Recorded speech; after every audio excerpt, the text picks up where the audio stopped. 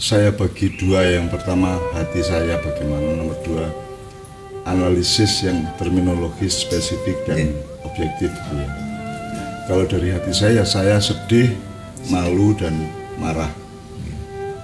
Sedih itu ya karena itu tadi, satu orang mati itu sama dengan semua orang meninggal dunia gitu ya. Apalagi kalau kematian disebabkan oleh hal-hal yang merupakan ulah manusia sendiri, terserah manusia yang mana gitu ya. Jadi saya sangat sedih, artinya kita mengucapkan bela sungkawa dan ikut prihatin kepada semua keluarga korban. Kemudian yang kedua saya malu, karena kita punya kedekatan sama Aremania, bonek Maiyah, bonek bahkan supporter Pasopati, Slemania, semua kita punya interaksi gitu ya. Nah saya khawatir memang ada kesalahan budaya atau akhlak dari Aremania, sehingga saya ikut merasa malu meskipun korbannya hampir semuanya Aremania gitu ya. Nah, terus marah itu berarti ini ada yang nggak benar, bukannya soal sepak bola, bukannya soal supporter, tapi juga soal tatanan hidup kita bersama. Makanya sekarang yang saya perhatikan adalah bagaimana kasus itu diproses ya. Apakah objektif dan bijaksana ataukah sibuk saling menyalahkan dan seterusnya, kan kita amati bersama lah. Kita ikut mendukung semua, kita tidak mendukung Aremania tok, kita mendukung bonek, kita mendukung dunia sepak bola. Itu tadi, ini yang dari hati saya Pak, begitu ya. Kita sedang berproses untuk mengamati itu semua. Nomor dua, analisis, tapi harus terminologis, objektif dan spesifik gitu ya. Ini judulnya dulu. Ini judulnya apa tadi Anda menyebutnya itu? Ini tragedi apa? Tragedi Kanjuruhan ya, stadion. Ya, kalau Kanjuruhan itu hanya menyebut tempat, tidak menyebut substansi dari peristiwanya. Jadi kan itu bisa ada tragedi, ini tragedi sepak bola. Sepak bola bisa. Tapi salah kalau tragedi sepak bola karena bukan pemain tawur sehingga ada yang mati, enggak. Tapi ini ada kejadian di luar lapangan sepak bola, masih dalam stadion gitu ya. Jadi ini bukan tragedi sepak bola, ini tragedi ada ketidaktertataan, ada ketidaksiapan kita untuk mengantisipasi kemungkinan-kemungkinan di dalam dunia yang menyangkut dunia sepak bola gitu ya. Karena ini juga bisa terjadi di bidang musik, jadi di bidang rasisme, di bidang apapun saja bisa terjadi seperti itu gitu. Nah, maka harus ada tatanan. Makanya kalau kita orang Jawa ada Desa Mawacoro, Negara Mawototo. Nah sekarang ini ujian untuk Negara Mawototo. Kalau desa sudah Mawacoro, kita ini sebagai rakyat sudah punya cara untuk hidup, cara untuk memelihara persatuan, cara untuk mandiri, cara untuk sumeleh, cara untuk macam-macam, kita sudah punya rakyat. Tapi negara kan sedang diuji untuk bisa menata apa enggak. Semalam di Magelang di Rumah Gunung itu Totok si tante mengatakan negara betul Mawototo, negara ngerti caranya noto. Nota itu kan ada yang kuratif, ada yang preventif juga. Jadi kalau ada gini-gini, kesiapanmu apa B, apa plan B-nya, apa plan C-nya apa. Jadi dalam hal ini negara kan diwakili kepolisian gitu ya. Jadi kita menunggu prosesnya sampai saya juga ngintip ke Mabes Polri juga bagaimana saya mencoba mendengarkan apa yang mereka lakukan untuk ini, karena sesuai dengan judul tadi, jangan sampai saya WA Kepala Kepolisian Jawa Timur Pak Luki misalnya, Pak Luki jangan sampai menyatakan apapun yang sifatnya tidak objektif dan tidak bijaksana. Jadi harus objektif dan bijaksana karena dia mewakili Polri sebagai organisasi pengamanan nasional, jadi harus objektif dan bijaksana. Nomor dua, jangan sampai ada masyarakat yang menganggap maling teriak maling kepada polisi.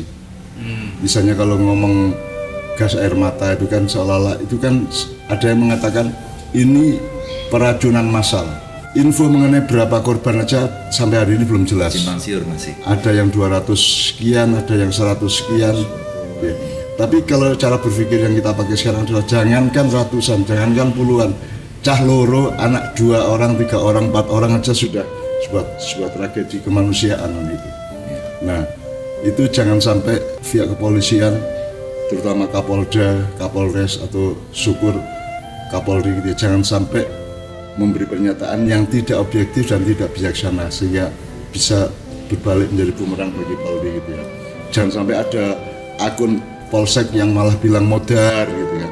Jangan sampai ada gitu, itu akan menjadi tragedi dari organisasi keamanan nasional kan, gitu. Kalau sampai ada polisi berpikir modaro gitu kan. Jangan sampai ada yang seperti itu.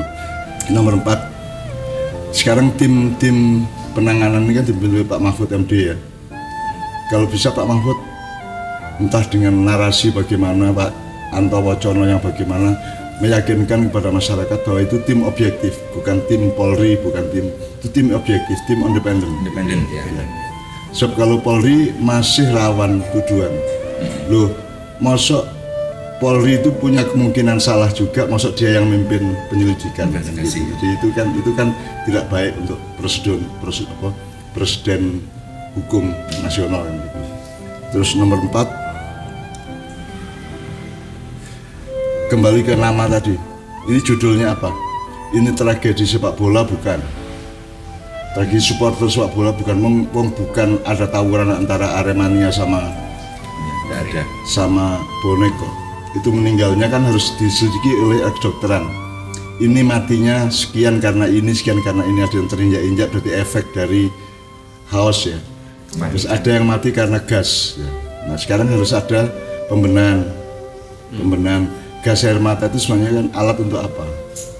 Apalagi yang ditembakkan itu kan. Itu mestinya kan untuk perang, untuk terorisme gitu ya, bukan untuk supporter sepak bola. Maka harus ada pembenahan. Jadi secara besar gini, Polri sekarang harus merintis budaya mawas diri.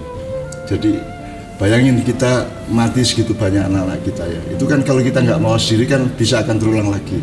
Sebagaimana di Jogja ada kelitih ya. Begitu banyak orang anak-anak muda mati karena kelitih, tapi tidak pernah mawas diri Jogjanya, tidak pernah ada diskusi kaum pendidik, tidak ada diskusi pemerintah untuk menganalisa apa toh kelitih ini. Semalam saya di Magelang itu ada seorang anak SMP kelas 1 membunuh teman sekelasnya kelas 1 SMP. Itu hanya karena handphone. Ya. Itu harus ada diskusi untuk mawas diri. Jadi harus ada paling tidak 3 level diskusi mawas diri itu. Jadi judul kita ini adalah diskusi mawas diri ya. 1, level masyarakat harus ada forum-forum kecil yang berusaha objektif untuk menyimpulkan ini apa sing kedadean iki. Nomor 2, diskusi yang agak resmi di level kedua, kaum intelektual, para pakar, para ahli gitu. Terus yang paling puncak adalah diskusi atau simposium kecil yang sangat serius, sungguh-sungguh menganalisa apa itu kelitih, apa itu pembunuhan, apa itu kasus Kanjuruhan dan seterusnya itu.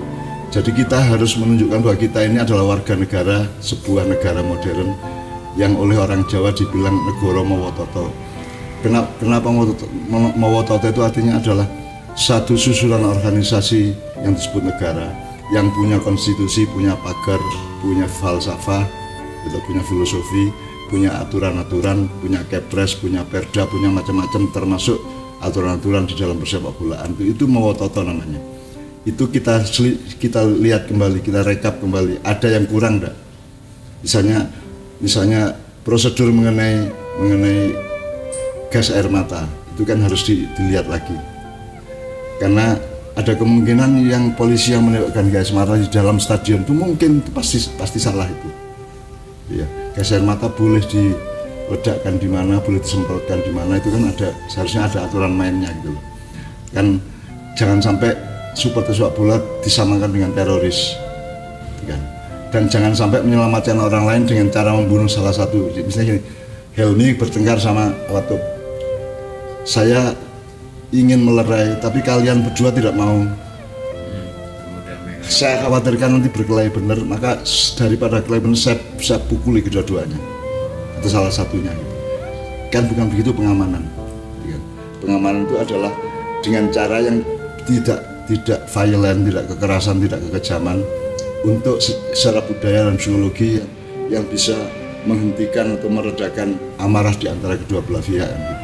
Bukan saya pukuli supaya tidak bisa mukul, bukan saya gas air mata supaya nggak bisa tawur gitu ya. Dan itu harus ada diskusi dan pembenahan kembali untuk jadi harus ada teori mengenai mawas diri secara nasional. Dan ini terjadi tidak hanya bisa di sepak bola, juga bisa di pilkada, bisa di pilpres, bisa. Ini bisa macam-macam, bisa karena rasisme, bisa karena apa saja.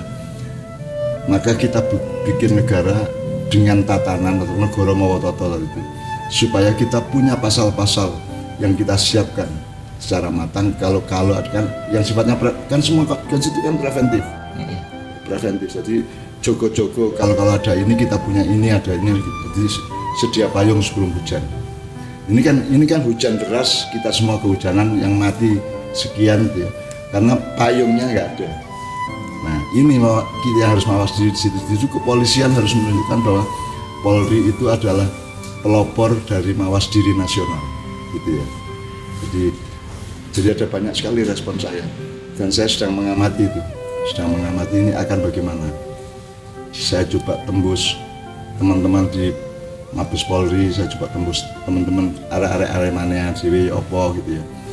Karena kita berprihatin dan kita ingin tidak terulang lagi tragedi yang membunuh sampai ratusan orang seperti itu. Maka itu harus kita hormati, nyawa yang sudah diambil oleh para malaikat ini harus kita hormati, kita junjung supaya mereka berguna, meninggalnya itu berguna untuk kelanjutan hidupnya bangsa Indonesia. Jangan sampai mati mereka sia-sia. Seperti Khairil bilang bahwa aku hanya tulang-tulang berserakan di antara Karawang dan Bekasi. Tinggal kau bagaimana memaknai ini semua kan gitu. Supaya kematiannya teman-teman Arema Saunu Kayaiku bisa menjadi makna dan penyelamatan bagi masa depan semua penduduk yang lain dan warga negara Indonesia yang lain. Jadi jangan sampai tragedi Kanjuruhan ini membuat kita semakin meleset memahami nilai-nilai kehidupan gitu. Itu namanya Jogowerdi, tentara dan polisi itu. Nah, jadi objektif artinya ketika kita melakukan penyelidikan yang dipimpin Pak Mahfud itu, mudah-mudahan itu adalah tim independen yang betul-betul objektif melihat siapa yang salah, siapa yang benar gitu. Bukan royokan nyalah-nyalah gitu ya. Bukan sibuk cari kambing hitam gitu ya. Misalnya dalang, tidak ada dalangnya adalah kesalahan kita bersama. Wong di sepak bola untuk apa didalangi? Tidak ada dalangnya adalah ketidaksiapan kita untuk negara mawototo tadi itu. Sekarang kan ada kecenderungan untuk mencari dalangnya siapa, ya dalangnya siapa? Ya dalangnya adalah ketidaksiapan kita semua ini untuk menghindarkan jangan sampai terjadi sistemik ya. Iya, jadi ini mungkin tragedi kenegaraan ya, bisa karena ini urusan negara yang tidak tertata. Tragedi persepak bolaan dalam arti yang luas, bukan sepak bola di lapangan, tapi persepak bolaan sebagai kebudayaan, sebagai ekspresi olahraga, sebagai bagian dari bebrayan dan peradaban gitu ya. Bisa kalau itu gitu. Tapi kalau ini tragedi sepak bola kan bukan, karena bukan di lapangan, bukan pemain sepak bola yang bikin tragedi, yang menjadi korban tragedi. Kan semua pemain Persebaya maupun Arema kan sudah dievakuasi masuk ke ruangan gitu ya. Jadi bukan tragedi sepak bola, tragedi tatanan gitu kan. Nah,